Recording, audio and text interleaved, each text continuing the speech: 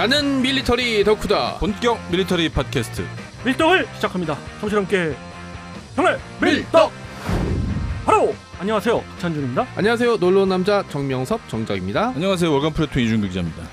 네, 이번 시간 밀떡은 바로 우크라이나 전쟁 관련된 이제 전황과 관련 이야기들을 소개해주는 시간입니다. 이 시간 되면 항상 좀 무거운 마음으로 그렇죠. 시작을 하게 됩니다. 전쟁이 계속 소강 상태에 접어들고 있고 또 소모전은 계속되고 있습니다. 전쟁의 양상은 크게 2주 전과 바뀜이 없는데 다만 여기서 변화라면 남부 지역의 우크라이나 공세가 눈에 띄게 늘었다. 특히 남부사령관, 우크라이나 남부사령관의 이야기가 앞으로는 전황에 관해서 브리핑을 않겠다. 왜냐? 이제 작전을 위해서 그렇다는 얘기죠. 충분히 이해는 가는데 그렇다면 각종 전황은 무엇을 보고 판단할 수 있는가? 위성에서 들어오는 어떤 화재 표시하는 거 있지 않습니까? 그 나사에서 그 제공한다고. 그렇습니다. 네. 그런 것을 보면서 여러 가지로 이제 분석을 하는 경우가 있고요. 그런 분석을 해보았을 때 헤르손을 위시한 남부 지역에서의 우크라이나군의 화력은 상당히 보강이 된 것 같고 이로 인해서 러시아는 계속 밀려나고 있는 그런 상황인 것 같습니다. 그러니까 그것은 확실한 것 엠바고가 같습니다. 걸렸다고 볼 수 있는 건 두 가지거든요. 하나가 전세가 굉장히 어려워졌다. 근데 이제 그런 흔적은 보이지 않고 우크라이나 기준으로 하나는 공세를 취하고 있는데 좀 민감한 지역을 공세한다든지 아니면 적에게 의도를 들키지 않으려고 하면 진짜 보통 엠바고를 많이 거는데 지금 헤르손 지역 같은 경우는 아마 이제 공세 지역에 대한 정보를 주지 않기 위해서 그 엠바고를 건 것 같습니다. 참고로 엠바고를 하면 보도 제한을 말씀하시는 거잖아요. 그렇죠. 국방부 같은 남부사령부 쪽에서 전황을 브리핑을 않겠다는 거죠. 이기든 지든 뭐 어느 지역을 탈환했든 뭐 브리핑 자체를 않겠다고 하는데 이것 또한 작전이다. 그렇죠. 미뤄보건대 이 남부 지역은 우크라이나가 공세를 취하고 있고 러시아의 수비가 버거워지는 것 같고요. 여기서 추정컨대 만약에 이제 그 전략 요충지인 카호프카 다리 대교라고 그러죠. 그 대교를 점령했다면 이거는 정말이지 크림반도까지 밀고 들어가는 데 있어서 큰 문제 없습니다. 사실 화력이 약하다 하더라도 왜? 그 지역에 아예 전기를 끊어버릴 수 있는 물도 끊을 수 있고 물과 전기를 다 끊을 수 있는 그런 전략적인 요충지이기 때문에 그렇고요. 거기는 뭐 무슨 수를 써서 사수하려고 할 겁니다. 러시아 입장에서는. 그러나 여러 보도를 통해서 러시아 쪽에서는 열세인 것 같다라는 게 이제 보도가 되고 있어요. 우크라이나에서도 제가 여러 가지 정보를 좀 종합해 보면 남부 지역에 좀 집중을 하는 것 같아요. 오히려 이제 러시아는 동부 지역에서 집중을 하는 것 같고. 그러니까 동부 지역은 돈바스 지역이라고 이제 흔히 일컬어지는 이 지역은 수세이기 때문에 어차피 이제 방어 위주로 가지만 약간 교착을 그렇습니다. 하기 위한. 남부 지역에서 헤르손 더 나아가서는 자포리자 쪽 그다음에 마리우폴 쪽 이런 쪽으로 계속 진격하고 나간 다음엔 러시아의 기본적인 전략인 연결선이 완전히 무너지는 거잖아요. 그러면 동부 지역은 자연적으로 공세를 강화해서 나중에 동부 지역도 탈환할 수 있겠다라는 것이 이제 우크라이나의 전략 같아요. 러시아와 돈바스 지역은 붙어 있기 때문에 사실 별 이제 어려움 없이 물자나 인원 보급을 할 수 있죠. 우크라이나에서 지금 하이마스가 굉장히 활약을 꽤 하고 있다고 얘기를 들었고 강철비라고 지금 불리우는 M270 MLRS 이걸 수령받았다고 이것도 잘 활용할 거라고 최초분이 지금 도착을 했죠. 지금 얘기가 들어가는데 이렇게 되면 어떤 식으로 과연 활용을 할까요? 상당히 화력에 도움이 될 거고 당연히 그 하이마스하고 같은 전략일 겁니다. 다만 하이마스가 치고 빠지는 데 있어서는 조금 더 유리하고 M270 시스템은 하이마스의 2배 되는 화력을 일시에 쏟아부을 수 있기 때문에 화력적인 측면에서는 상당히 그 증가가 되는 거죠. 거의 한 개 포대를 날려버릴 수 있다는 그런 얘기가 있던데. 한 개 포대 수준이 아니고 다탄두 같은 거 쏘면은 클러스터 탄 쏘면 그냥 축구장 몇 개가 날아가죠. M270 같은 경우에는. 지금 러시아 포병의 아주 근간을 이루고 있는 거는 EA-18이라고 하는 120mm 견인포입니다. 이 포가 거의 8할 이상을 차지하고 있는데 이 포는 사실 사거리가 너무 짧아요. 그런 짧은 사거리에 대포병 사격을 만약에 이제 하이마스 쪽에서 했을 때 포대를 다 날려버릴 수가 있는데 그거 자체를 아예 자제하고 그걸 대응하는 게 아니라 그 훨씬 뒤에 있는 탄약고 같은 그런 전략 목표를 지금 노리고 있기 때문에 우크라이나가 러시아 포병을 어떻게 보면 말려 죽이는 작전 쪽으로 가고 있는 것 같고 러시아도 그렇기 때문에 러시아도 반대로 우크라이나에 깊숙이 있는 탄약고와 더 깊이 있는 하이마스를 노리고 있는 것 같아요. 다만 이제 러시아 국방부에서 뭐 영상을 통해서 보여주는 하이마스를 타격했다고 하는 한 대 영상을 뭐 보고 타격했다는 거하고 뭐 M777 굉장히 또 노리면서 지금 몇뭐 부셨다. 근데 그 영상을 보니까 방송을 하고 있죠. 예, 그 영상을 보니까 완전히 이제 비웃음을 네. 당했죠. 그 영상 자체가 누가 봐도 말이 안 되는 네. 영상이에요. 어떤 야간에 분명히 한 대를 격파했다고 해놓고 그 적외선 영상은 주간을 보여주고 네. 있는 거예요. 적외선 영상의 그 자체를 보면 주간 적외선이. 그러니까 전문 용어로 영상인 거예요. 굴하다. 그렇죠. 그리고 이제 로켓 병기는 항상 부수면 유폭이 되는데 유폭이 된 흔적도 보이지 않았어요. 그러니까 이제 비슷하게 생긴 트럭 같은 걸 부수고 이제 그거를 이제 명중시켰다고 얘기를 하는 거죠. 네. 언론 플레이 하는 거네요. 그렇습니다. 그 또 하나 이제 변화되는 시점은 이제 동부 지역인데요. 동부 지역도 상당한 변화가 있었습니다. 전선의 변화라는 거는 없었지만은 전투 양상의 변화인데 최대 6만 발에서 5만 발까지 포격을 하던 러시아 포병의 하루에 포격이 네. 너무나 급격히 줄었어요. 한 이제 2만 발로 줄었다고 들었거든요. 2만 발 이하가 됐어요. 지금. 이하요? 네, 그 이하가 돼서 어떤 하루는 이제 정말 소강 상태라 지금 우크라이나가 포격하고 있는 수준, 그러니까 8천 발 이하로 떨어져 가고 있다. 이거 왜 그럴까요? 제가 보기에는 탄약의 문제가 있는 것 같아요. 탄약의 물론 이제 탄약고를 우크라이나가 노려서 탄약의 어떤 재고가 많이 떨어졌고 그 다음에 그 탄약을 보급할 수 있는 보급선이 굉장히 길어져서 어려움을 겪고 있고 또 하나의 근본적인 원인 중에 하나는 그렇게 5만 발, 6만 발씩 그 쏴대도 계속해서 불발률이 많다는 거예요. 목표로 하고 있는 지역에 명중되는 거는 지금 여러 보도를 통해서 알려진 바로는 10%를 약간 상회하는 정도다. 그러니까 6만 발 쏘면 한 6천 발 정도가 표적에 표적에 도달한다. 들어간다는 거죠. 그 얘긴데. 예, 그러니까 우크라이나 입장에서 보면 러시아 포격이 있다고 알려주지 않습니까? 그러면은 또 포격이야. 이 중에 얼마나 올까? 뭐 이런 이야기들도 한다고 합니다. 이것이 뭐 여러 축차적인 다른 보도를 봐도 이런 부분이 있는 거 봐서는 예. 러시아의 포격이 상당히 줄었다. 그리고 그 정확도는 엄청나게 떨어져 있다라는 게 있고, 그리고 또 하나 강조드리고 싶은 거는 이 하이마스를 잡기 위해서 또 다른 로켓 포병 시스템인 러시아의 이제 스메르시를 이제 들고 나왔는데 스메르시가 뭐예요? 그 300mm 대구경의 로켓 포병 시스템이다. 그러니까 M270보다 더 대구경, 하이마스나 M270보다 더 대구경이고 그렇지만 스메르시의 단점이 뭡니까? 준비 시간이 너무 깁니다. 포격 준비 시간이. 그렇죠. 30분이에요. 그렇기 때문에 이 시스템상 상대가 안 되는 겁니다. 그래서 스메르시를 가지고 물론 스메르시가 더 먼 거리를 사격할 수 있고 더 많은 파괴력이 있죠. 왜냐하면 구경이 더 대구경이고 해서. 그렇지만은 준비 시간이 30분이 걸리는데 가뜩이나 기동성의 우위를 보이는 게 하이마스인데 벌써 소위 말해서 전문용어로 튀고도 한참 전에 튀었죠. 거의 약간 발사하고 바로 기동하니까 하이마스 그렇죠. 같은 경우는. 조총 수준이네요. 네, 뭐 자주포나 로켓 시스템들, 자주화된 로켓 시스템들 기본이 슛 앤 스쿱, 네. 쏘고 튀어야 돼요. 그런데 그 쏘고 튀는 거에 특화되어 있는 게 가장 특화한 것들이 이제 그 미국의 포병 시스템들이고 로켓 시스템들이고 여기서 하나 반드시 짚고 넘어가야 할 건 우리의 로켓 시스템이죠. 천무. 이것은 사실 그 지금 그 M270 시스템과 동급 그렇죠. 뭐 어떻게 보면 부분으로는 더 우세한 우수한 부분도 있죠. 네, 그런 그 로켓 시스템이거든요. 이제 뭐 자체적으로 이렇게 표적 찾아가지고 독자적으로 발사하는 것도 가능하거든요. 그렇죠. 오. 그런 점을 좀 말씀을 드리고 싶습니다. 이게 또 언론에서 보니까 우크라이나가 지금 발표한 이야기에 따르면 최근 러시아 공격의 70%가 의도적으로 민간인에 집중된다. 이 부분에 대해서 굉장히 비난을 했거든요. 실질적으로도 그렇고요. 왜 이렇게 러시아가 진행을 하는 걸까요? 일단 빈니차 같은 곳에서도 뭐 자기네들은 군사기지를 타격했다고 하지만 이제 CCTV 같은 거 보면 멀쩡한 쇼핑센터를 공격을 했고 심지어 주변에 다른 군사기지가 있던 적도 없었어요.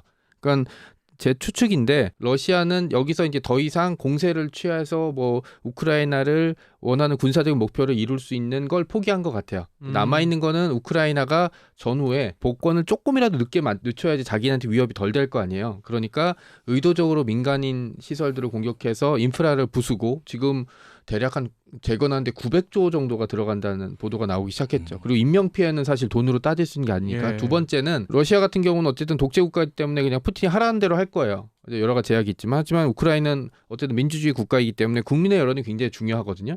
그래서 지금도 일치단결해서 전쟁을 치르고 있던 거는 사실 우리가 이길 수 있다. 그다음에 복수해야 된다라는 건데 이게 이제 민간인 피해가 누적돼서 사람들이 지치기 시작하면 이 전쟁을 하는 전쟁을 계속해야 된다라는 이제 여론이 떨어지게 되면 우크라이나를 협상의 무대로 끌어낼 수 있다라는 두 가지 계산을 동시에 한 것 같아요. 아, 그래서 우크라이나 그 영부인이 글을 올렸는데 전쟁에 익숙해지면 안 된다라는 말이 그 말이구나. 그러니까 쉽게 말해서 국민 여론의 분열 같은 걸 노리는 거죠. 그게 분열되면은 어떻게 보면 후방이 무너지는 거니까. 이런 말이 있죠. 상징적으로 나오는 말인데 핵전쟁 시에 중국과 미국의 핵전쟁이 벌어졌을 때 중국에서 하는 말입니다. 미국의 ICBM이 10발 이상이 떨어져도 중국은 전쟁 의지가 있는데 미국은 단 한 발만 떨어져도 미국이 진다.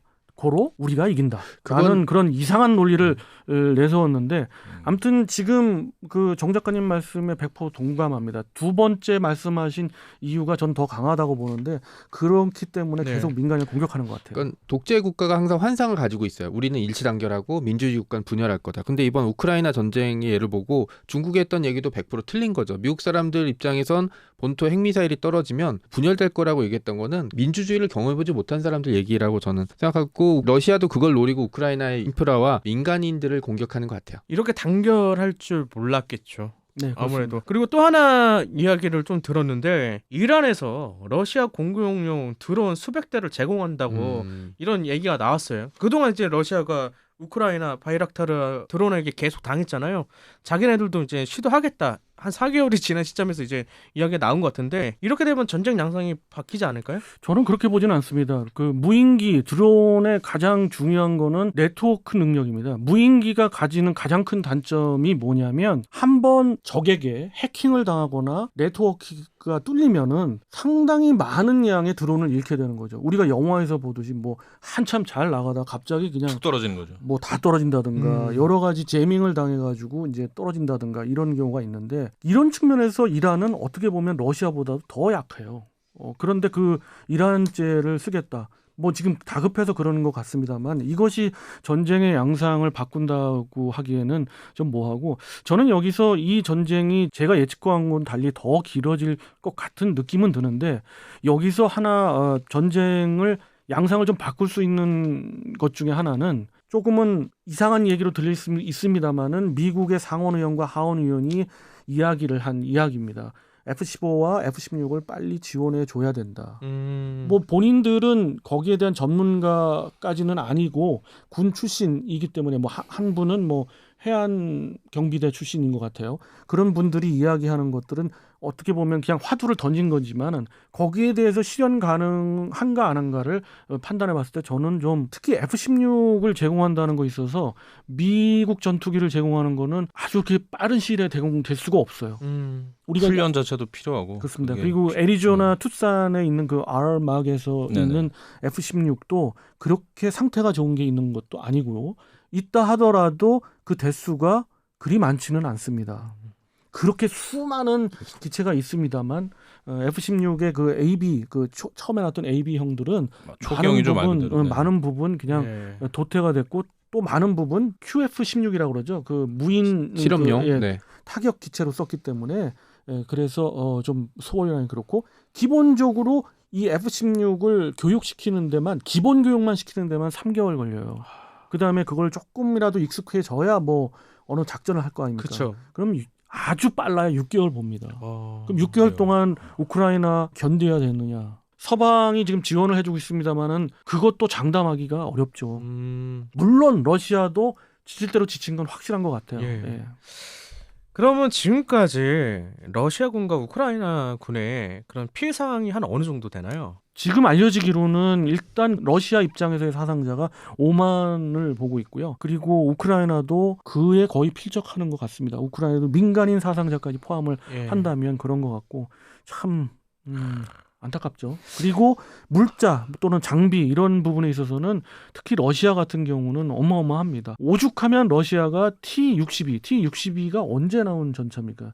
60년대에 나온 전차거든요. 62년에 채용했다 해서 T-60인데. 그렇습니다. 그 전차가 퇴역이 된 지가 오래고 그리고 러시아에서는 미국하고 달리 아까 미국의 뭐 알막이랄까 또는 그 항공기를 보관하는 거랄까 이런 것들은 잘 관리를 해놓고 있거든요. 상당한 돈을 들여서 스크랩도 하고 또 보관을 잘 해놓고 있는데 러시아는 그 부분에 있어서는 완전히 천양지차로 다른 것 같아요.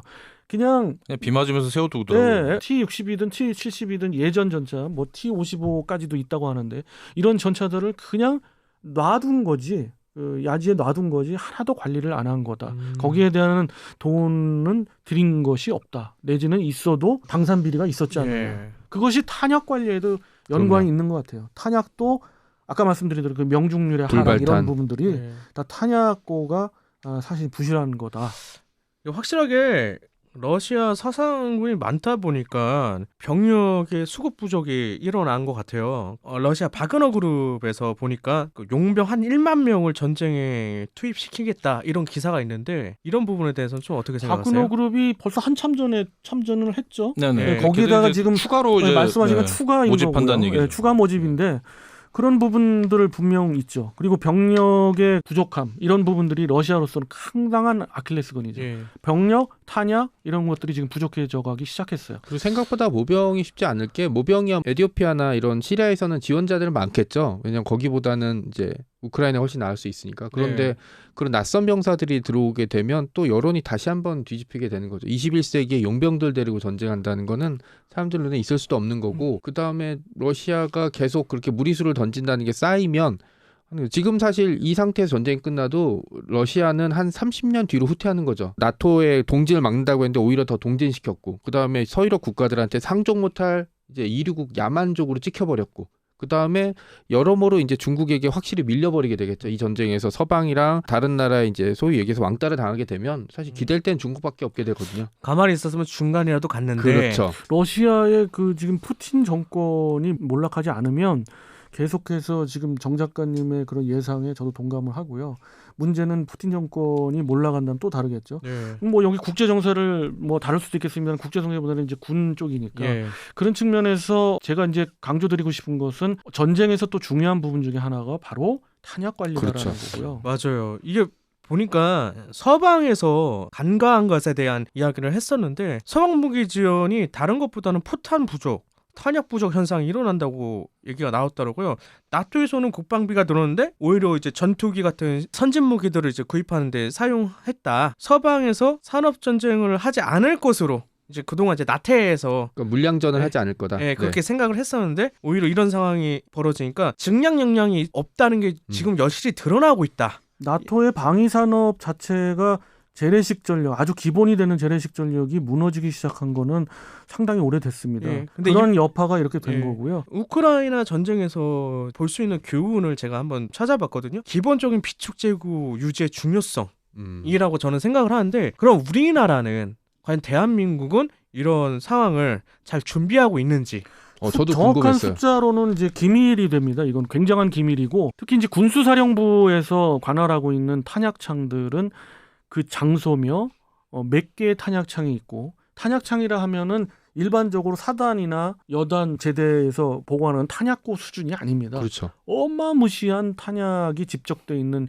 장소고요. 지상에 있는 기지 중에서는 탄약창이라고 하면 우리가 상상 이상의 넓이를 차지하고 있습니다. 물론 거기 근무하신 분은 알겠고요. 그렇지만 이것 자체도 기밀이라고 합니다. 그래서 제가 말씀을 정확하게 드릴 수는 없습니다만은 대한민국이 갖고 있는 일단 155mm를 비교하면 155mm의 포탄의 양이 거의 상상 이상의 수준이고 거기에 더 상상할 수도 없는 수준을 가지고 있는 건 105mm 포탄의 재고입니다. 예. 105mm 포탄의 재고는 워낙 언론에서도 많이 오픈이 네네. 돼서 이야기 드리면 현재 340만 발이에요. 그리고 또 관리도 굉장히 철저합니다.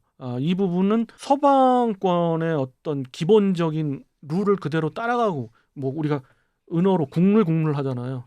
기본의 기본을 따라가고 있어서 그 부분에 있어서의 문제점은 없다고 보이는데 이번 기회에 이게 정말 중요한 거를 다시금 인식해서 더 많은 투자와 더 많은 시스템 관리 그리고 앞서가는 아미타이거로 앞서가는 탄약 재고 관리랄까 선진적인 재고 관리로 또 자동으로 재고 관리되는 그런 것 그리고 사람의 인력이 필요치 않는 그런 수송 체계 예. 이런 것들 계속 발전시켜 나가고 있지 않습니까?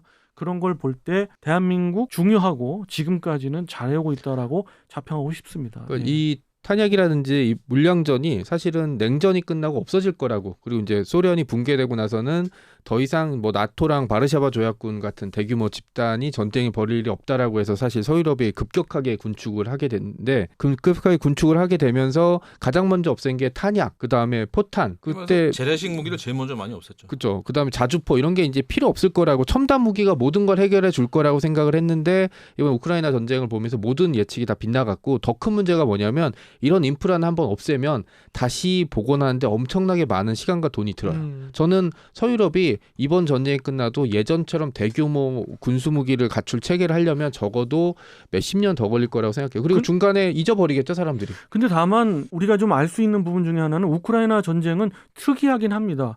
서방에서 군사 강국들 또는 나토의 그 주력이 되는 국가가 침공을 당했을 경우에 이런 식으로 대응을 않겠죠. 그렇죠. 근데 이제 우크라이나이기 때문에 그렇습니다. 그리고 우크라이나를 간접으로 지원해줘야 되기 때문에 포탄이나 뭐 이런 것들이 필요하고 자기가 갖고 있는 거 외에 여분을 줘야 되는데 그 여분이 거의 없고 그 다음에 이제사 지원을 위해서 추가로 생산을 하려니 방위 산업 자체가 지금 무너져 말라버렸죠. 있고 네. 이런 상황인 거죠.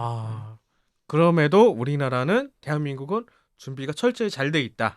어마무시한 양의 준비가 잘 돼 있고 타국에 비해서 전력이 잘 돼 있고 그리고 앞으로도 발전하기 위해서 노력하고 있는 건 사실입니다. 그러면은 북한은 과연 어떻게 지금 진행을 하고 있나요? 연평도 포격 사건을 보면은 좀 알 수가 있죠. 관리 상태가 어떨까라는 거. 상당한 만한 불발탄이 있었고 그리고 북한의 그 탄약 부분의 특징이라고 하면 지하예요. 주로 지하 갱도에다 네. 많이 놓죠. 공습 때문에. 습하겠네요. 그러면 그 관리를 해줘야 되는데 그 관리에는 돈이 들어가고 상당 부분 인력이 필요하고 한번 또 이렇게 내줬다가 다시 이렇게 그렇죠. 내보내기도 하고 그래야 되는데 이런 것들에 대한 돈을 쓴다는 것이 북한으로서는 쉽지가 않고 여러 증언과 여러 정보를 통해서 그런 부분이 굉장히 취약한 북한군의 취약한 부분이 몇 가지가 있는데 그중에 하나가 바로 이거고 그것이 여실히 또 증명이 됐던 게 아예 좋은 것만 골라가 썼을 거 아닙니까? 그렇죠. 연평도 포격을 위해서 준비를 했으니까 그럼에도 불구하고 저런 정도의 불발탄이라고 그러면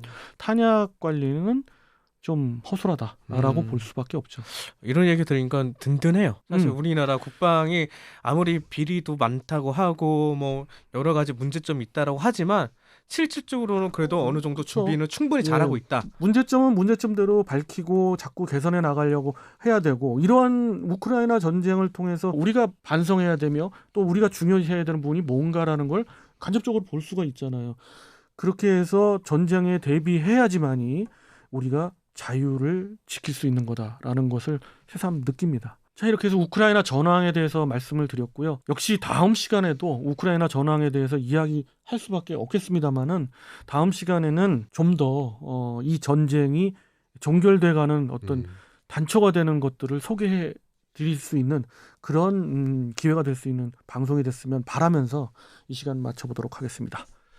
청취자 함께 경례 밀떡